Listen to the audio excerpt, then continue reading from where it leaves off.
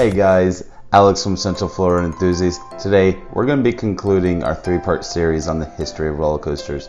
Today we're going to be talking about the coaster wars.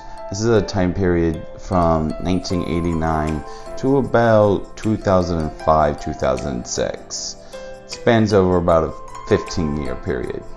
So Alright, so first we got to start back where we picked up at Magnum XL200.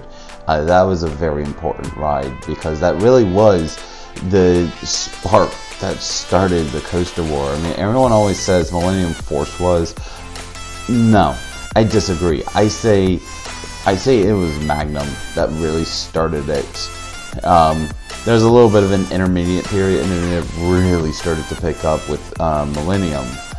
But when Cedar Point added Magnum XL200, that was really the first, not the first time, but it was one of the very first few times where where there was a steel coaster focused on sheer height, sheer speed, and it was an out and back layout, which was incredibly uncommon for steel coasters. That was something that was really reserved for wooden coasters. Was an out and back layout. Not really seen before with a steel coaster. I mean, Bandit kind of was an out and back, but this was one of the first few times where it was really done, and because it broke the 200-foot barrier. That's why we talk about that more than we talk about Bandit, because Magnum ultimately became the first hyper coaster, and that really became the benchmark. Then Buffalo Bills Casino and Resort, they built Desperado. Blackpool Pleasure Beach, years down the road, they built the big one, or the Pepsi Max big one. I'm just going to call it the big one. And they were kind of popular at first. They were an initial success. And then other people came out with better versions.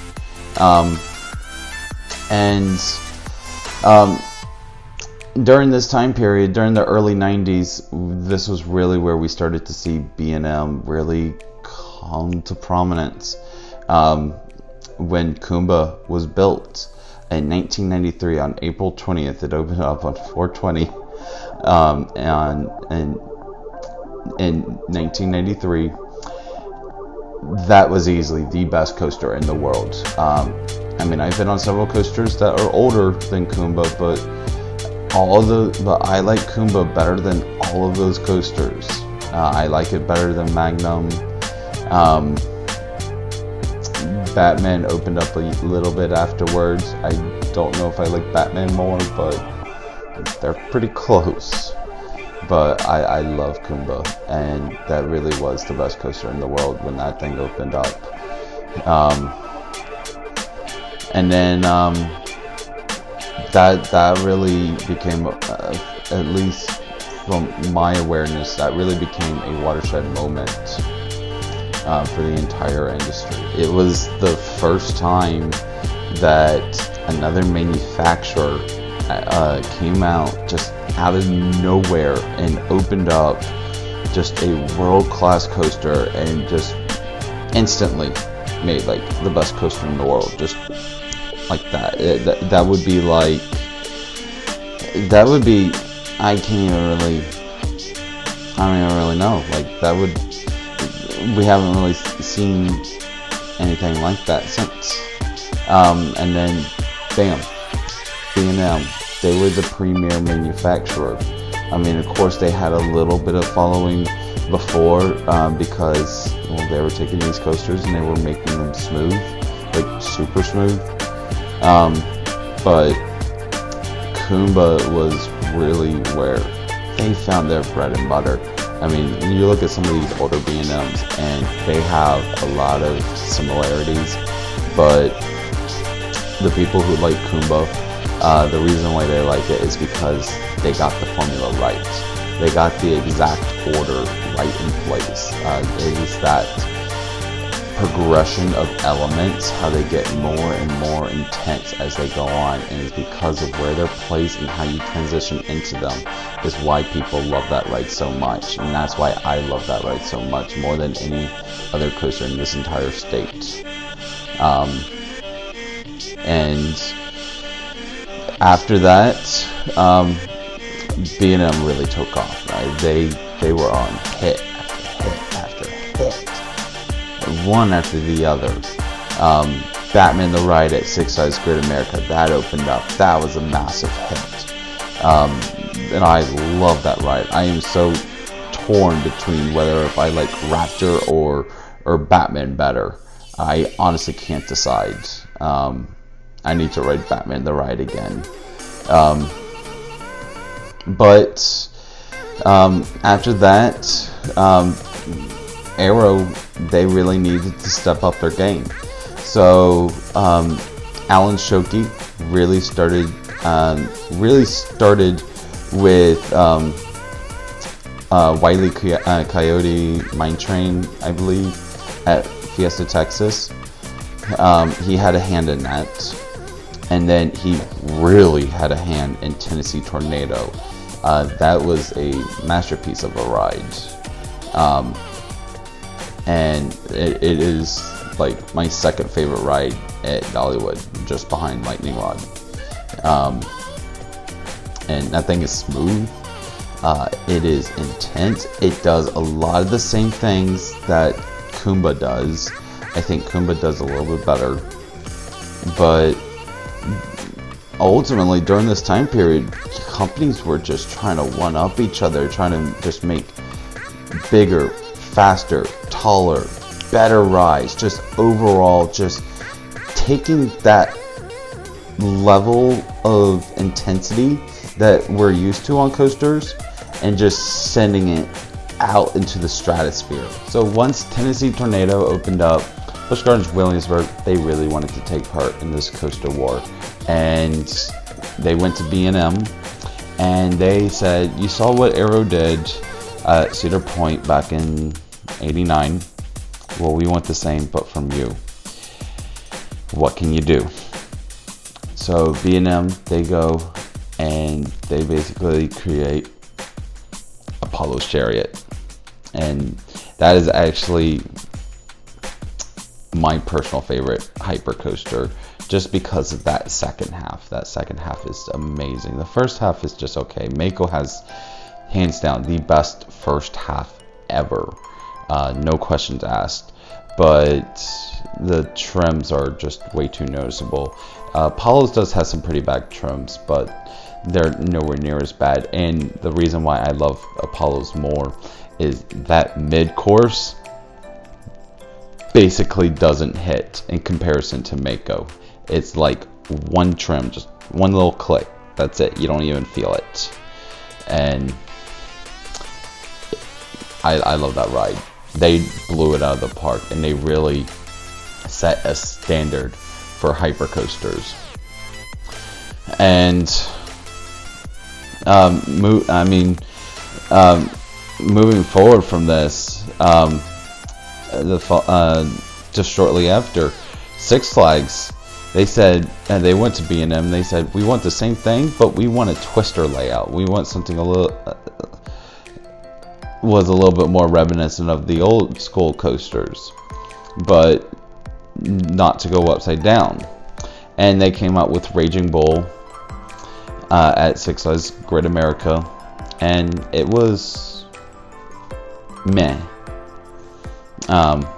Apollo's was by far the better ride, although both Apollo's and Raging Bull have the best first drops. Because of that pre-drop, it teases you a little bit, but if you're sitting in the back row, that pre-drop gives you a little boost, so you actually come into the actual drop with a little bit more speed than you normally would, and you just get ejector off of that, off of the top of that lift hill. It's absolutely amazing, and it's not talked about enough.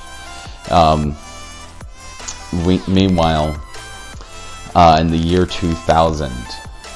This was really where things started to get just absolutely insane. Six Flags Magic Mountain. They went to Giovanola, and they said, we want a hyper coaster, and we want to make it the tallest coaster in the world. And they opened up Goliath at Six Flags Magic Mountain, and that was actually not a lot of people know this, but that was actually the tallest coaster in the world when it opened up. And it's absolutely crazy to think that only a few months after this ride opened up, Millennium Force at Cedar Point opened up, and that became the tallest coaster in the world. That was the fastest coaster in the world. It was a record breaker, and I believe it was also the longest coaster in the world as well. And I'll get back to this ride in a second, because the impact this ride has needs to be dived into a little bit more. And then literally a few months after Millennium Force opened, at Nagashima Spa Land in Japan, they opened up Steel Dragon 2000, which then that became the tallest coaster in the world, the longest coaster in the world, and it still is it still is not the fastest, the longest coaster in the world. So literally in the time period of about 4 to 6 months, we saw 3 different coasters become the tallest coaster in the world. This was really where the coaster wars really started to take off, and people were just losing their minds, especially over Millennium Force. Millennium Force, that was the first Giga coaster. That was really, for a lot of people, that was like the easiest coaster to get to. And that really was what really solidified Cedar Point as the #1 place for coasters. And then after that, a few years later at Cedar Point, we saw Top Thrill Dragster.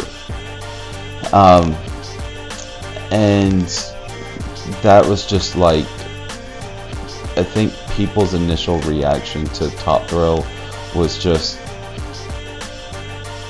these are getting dangerous. I mean, we're accelerating like 100+ miles an hour. I mean, we broke the 100-mile-an-hour barrier in '97, I believe, at Six Flags Magic Mountain with Superman Krypton coaster. But then that ride got shut down for a while, and then they started launching them backwards. But this was the first time where it was done like seconds rather than like tens of seconds. 0 to 120 miles an hour in 3.8 seconds. That was unheard of. The only thing that was somewhat heard of at the time was when Fuji-Q Highland opened up Dododampa, the world's quickest accelerating roller coaster. And this was when the coaster war was really starting to implode in on itself. Six Flags Great Adventure, they added Kingda Ka, and Kingda Ka, that became the tallest coaster in the world, the fastest coaster in the world, and it still is the tallest coaster in the world. That record has been taken by Formula Rossa at Ferrari World in Abu Dhabi. But this was something else, because then literally a year after, they go and add El Toro, another ride by Intamin, Just like King of Cod, both were made by Intamin, and El Toro became like the #1 instant favorite wooden coaster amongst enthusiasts, and it still is like top 3 best rides ever made. And in 2007, at Cedar Point, we saw a smaller edition, but just as good, just as impactful. We saw Maverick at Cedar Point, and so now we have Millennium Force, Top Thrill Dragster, and Maverick, all 3 just crazy awesome Intamins, and really made Cedar Point the place for Intamin fanboys.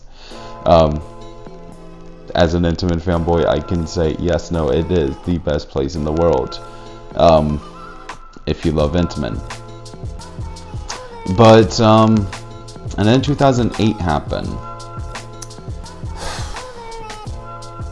The recession hit, and it hit hard. No one was going to parks anymore. No one was traveling anymore, and the theme parks were suffering. No crazy rides were being added. I think the craziest ride that was really added, that really comes to mind, was Cedar Fair but Carowinds, and in 2010 they added Intimidator. That was probably the craziest. A few B&M hyper coasters were added, and those were pretty big additions. Cedar Fair they were doing relatively fine. Well, actually, I don't believe Diamondback was built during the recession. I don't believe so. I think it was like right on the edge of the recession. Hard to say. I can't quite remember. But in 2011, there was a manufacturer in Idaho. They actually helped erect El Toro. They also would help refurbish some old wooden roller coasters, and they would do some general contracting work at a little park in Idaho called Silverwood. And sure, all you diehard enthusiasts already know who I'm about to say. The name of their company was Rocky Mountain Construction, and Six Flags had just came out of the recession, and they said, look, we need a ride, and we need one heck of a ride, and we need it for cheap. I don't care, I will go to anyone, absolutely anyone. And they took a gamble on RMC. I mean, any other company would have said, that is a dumb decision, they are unproven, and you're hinging the success of your company on this one particular ride. I mean, they really were counting on New Texas Giant being a success. Just because, I mean, they came out of this bankruptcy. They really needed the public to view them as back and better than ever, and they needed a ride that screamed, we're back and better than ever. And in hindsight, this was the smartest decision Six Flags has ever made. Although they did kind of market these RMCs as wrong, it was honestly very cringy. They were saying, this is the smoothest wooden roller coaster ever made. And we're just like, oh, that's so much cringe, but not as much as calling a Super Loop a coaster. That's just, they've gotten cringier since then. They've kind of shot themselves in the foot. But RMC saved Six Flags, because when they added that ride, it was like no one had ever seen airtime like this before. No one had been on a wooden structure or a coaster that has a wooden structure that was this smooth. Maybe with the exception of Gemini, but that was a family coaster. Even for back then, that was. New Texas Giant was unmistakably a thrill coaster. And then they really outdid themselves with RMC did. They outdid themselves with Outlaw Run. And that was like the first wooden coaster ever to go upside down 3 times. We saw Son of Beast back in 2000 at Kings Island, and that had a vertical loop, but that failed miserably. And from there on out, Six Flags just bought them up. And then also, going back a little bit before, you took Intimidator 305. That was the first Giga coaster built since the year 2000. And that really was intimate at their very finest. They took everything they learned with Maverick and everything they learned from Millennium Force, and they combined it into 2 and made Intimidator 305. Probably it is my number 1 still. I love that ride. And then 2012, we saw Leviathan at Canada's Wonderland, and even though that is considered to be the weakest Giga in North America, the second weakest Giga overall, by a few people, it still is a very noteworthy piece in the Coaster Wars,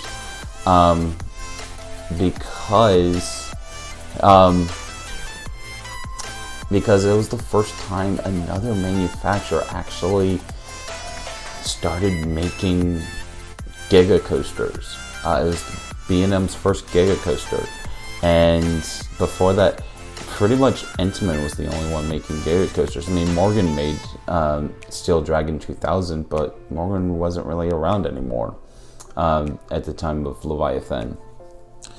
And then Six Flags and Herschend, it was just one RMC after the other. At Dollywood, they added Lightning Rod. At Magic Mountain, they added Twisted Colossus, and then tourism or theme park tourism really started to pick up after the 2010s. After the recession got better, people really started to go back out to theme parks. International tourism really started to come back to Orlando, and Universal added Harry Potter, and that put them back on the map. So now people are going over there instead of just going to Disney. There was a legitimate question, which one are we actually going to go to? And a lot of people chose Universal.